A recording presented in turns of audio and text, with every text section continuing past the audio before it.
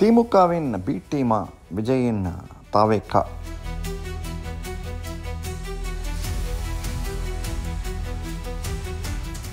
ஏற்கனவே காங்கிரஸ் உசிராட்டத்தில் இருக்குதுன்னு சொல்கிறாங்க.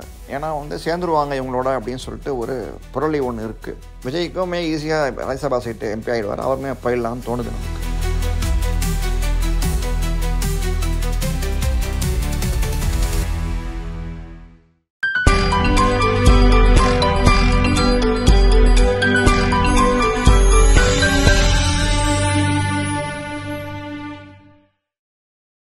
ஒன்று மாத்திரம் நமக்கு நிச்சயமாக தெரியுது, டிவிக்கே இதே ரீதியில் போனாங்க அப்படின்னா டெஃபினட்டாக விஜய்க்கு அட்லீஸ்ட் ஒரு ராஜ்யசபா சீட்டாவது கிடைக்கும் அப்படிங்கிறது நம்மளால் புரிஞ்சிக்க முடியுது.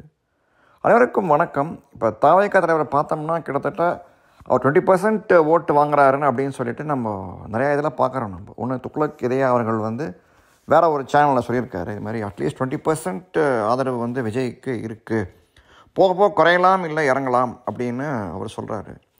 மெயினாக எல்லாம் எதிர்பார்த்து என்னென்னு பார்த்தோம்னா டிஎம்கே ஓட்டை தான் பிரிக்கிறாரு நிறையா அப்படி மாதிரி நினச்சிக்கிட்டு இருந்தாங்க எல்லாருமே. அதே மாதிரி சீமான் ஓட்டும் அவருக்கு போகுது அப்படின்னு சொல்லிட்டு.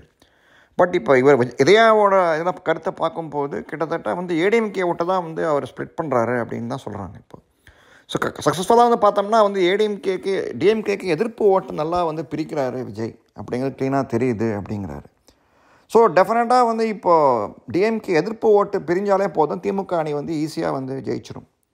மெயினாக டிஎம்கே முன்ன ஏடிஎம்கே பிஜேபி கூட்டணி அவங்க பயந்ததுக்கு காரணமே என்னென்னா சப்போஸ் இப்போ ஏடிஎம்கே பிஜேபி சக்ஸஸ்ஃபுல்லாக 40% மேலே வாங்கிட்டாங்க அப்படின்னா ஓட்டு வாங்கினாலே டிஎம்கே ஓட்டு குறையலாம் அப்படிங்கிறது அவங்களோட ஒரு பயமாக இருந்தது.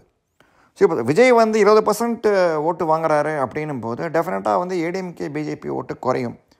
ப்ளஸ் அவரை பிரிக்கிற ஓட்டு பார்த்தோம்னா ஏடிஎம்கேல தான் பிரியுது அப்படின்னு க்ளீனாக தெரியுது. ஸோ இதை வச்சு பார்க்கும்போது டெஃபினட்டாக திமுக நிம்மதியாக இருக்கலாம். ஆனால் இதில் இன்னொன்று விஷயம், திமுக கவலைப்படக்கூடிய விஷயமும் இருக்குது. சப்போஸ் இப்போ விஜய் இன்னும் நிறையா ஓட்டு வாங்க ஆரம்பிச்சிட்டாருன்னு வச்சுங்களேன், 25% பார்த்தீங்கன்னா அப்போ டிஎம்கேவோட வெற்றியை பாதிக்கலாம். ஏன்னா அப்போ இன்னும் நான் 30% வாங்கிட்டேன், இன்னும் நிறையா சீட்டு வாங்கலாம் தாவேக்கா, அந்த ஒரு டேஞ்சர் இருக்குது டிஎம்கேக்கு. ஸோ அதனால் பார்த்தோம்னா விஜயின் வளர்ச்சி ஏடிஎம்கேவுக்கும் டேஞ்சர், டிஎம்கேக்கும் டேஞ்சர் அப்படின்னு தான் தோணுது. ஏன்னா ரொம்ப வளர்ந்துட்டார் அப்படி விஜய்னா அப்போ தான் நம்பர் 1 பார்ட்டின்னு நினைக்க ஆரம்பிச்சிடுவார் அவர். ஸோ இப்போதைக்கு நம்பர் 3 இருக்கலாம் தாவேக்கா. சப்போஸ் 30% ஓட்டு டிவிக்கேவே வாங்கிட்டாங்க அப்படின்னா அப்போ ஏடிஎம் கூட பிகர் பார்ட்டி ஆகிடுவாங்க அவங்க. அப்போ அதே மாதிரி பார்த்தோம்னா இவங்க டிஎம்கே இப்போ தனித்து வாங்குற ஓட்டு 20% தான் ஓட்டு வாங்குறாங்க. டிஎம்கே பார்த்தீங்கன்னா 22% தான் அவங்களோட கோர் கன்ஸ்டிடுவன்சி ஓட்ஸ் இருக்குது டிஎம்கேக்கு. மற்றெல்லாம் காங்கிரஸ் 5%, இவங்க பிசிகே ஓட்டு plus communist plus neutral voters இப்படிலாம் போயிட்டுருக்கு டிஎம்கே அணிக்கு. ஸோ இப்போ நிறையா வாங்கிட்டாருன்னா அப்போ மற்ற இதெல்லாம் திரும்பி சேர்ந்துருவாங்கன்ற இதுவும் இருக்குது. இப்போ இந்த வீடியோ உங்களுக்கு பிடிச்சா லைக் பண்ணுங்கள், ஷேர் பண்ணுங்கள், சப்ஸ்கிரைப் பண்ணுங்கள், ப்ளஸ் கட்டாயமாக பெல் பட்டனை அமுக்குங்க. ஏன்னா யூடியூப் அல்காரிதம் அப்பப்போ மாறிக்கிட்டே இருக்குது. ஸோ பெல் பட்டன் நீங்கள் ப்ரெஸ் பண்ணலன்னா உங்களுக்கு வீடியோ உடனடியாக வராது, உங்கள் ஃபீட்ஸில் வராது. பட் நீங்கள் பட்டனை ப்ரெஸ் பண்ணிங்கன்னா உங்களுக்கு டெஃபினட்டாக இமீடியட்டாக பப்ளிஷ் பண்ணணும், உங்களுக்கு வீடியோ லிங்க் வரும் உங்களுக்கு. ஸோ தயவுசெய்து சப்ஸ்கிரைப் பண்ணிவிட்டு பெல் பட்டனையும் அமுக்குங்க. இனிமேல்ட்டு நம்ம வீடியோக்குள்ளே போகலாம். அதுக்கு இன்னொரு கோரிக்கை இருக்குது. நம்ம சேனலில் நம்ம பிஜேபி ப்ளஸ் நாட்டு நலனை பற்றி கருத்துக்கள்லாம் நாங்கள் போடுறோம். ஏற்கனவே காங்கிரஸ் உசிராட்டத்தில் இருக்குதுன்னு சொல்கிறாங்க.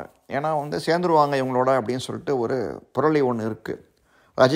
ராகுல் காந்தி மாதிரி உசிராட்டத்தில் இருக்கார், சேர்ந்துடலாம் இவங்களோட அப்படின்னா அமைச்சனா நல்லா ஓட்டு வரும் அப்படிங்கிறது அவரோட கருத்தாக இருக்குது ராகுல் காந்திக்கு.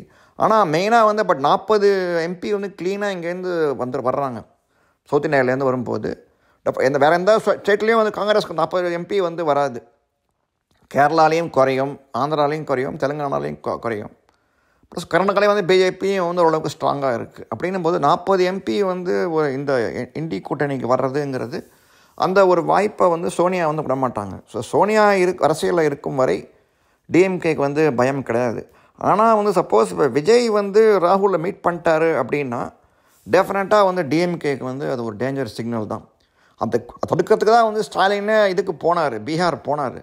பட் அப்படி இருந்தும் கூட வந்து விஜய் வந்து சக்ஸஸ்ஃபுல்லாக ராகுலை வந்து மீட் பண்ணிட்டாரு, இன்னும் அவருக்கு ஓட்டு சதவீதம் இன்னும் அதிகமாகும் அப்படின்னு தெரிஞ்சுதுன்னா டெஃபினட்டாக வந்து டிஎம்கே வந்து பயப்படும்.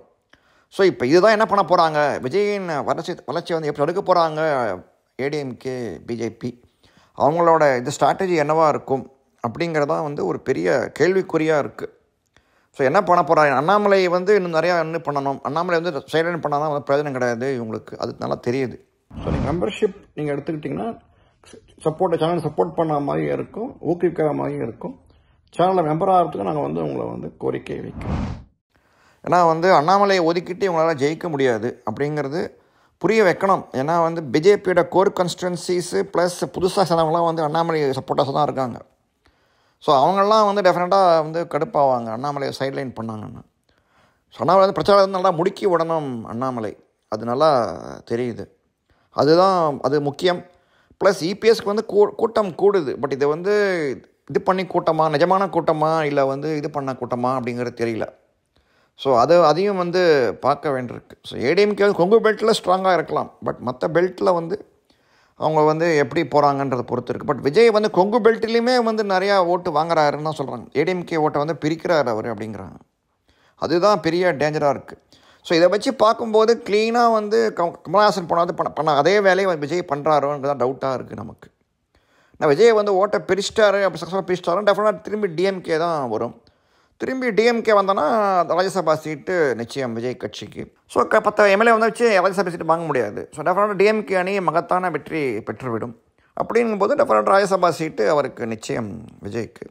அதை வச்சு தான் வந்து விஜய் இந்த அரசியல் இறங்கியிருக்காரோ நமக்கு ஒரு டவுட்டாக இருக்குது. ஸோ டெஃபினட்டாக இது வந்து இன்னும் பார்க்கணும். இப்போ வந்து ஏர்லி டேஸ் தான் இது, இப்போ வந்து ஆகஸ்ட் செப்டம்பர் தான் ஆகுது. ஸோ அதனால் இன்னும் போக போக எப்படி பிரச்சாரம் எப்படி போகுது அப்படின்னு யாரெல்லாம் வந்து சேர்றாங்க அவரோட அப்படிங்கிறதும் இருக்குது, பொறுத்திருந்து பார்ப்போம்.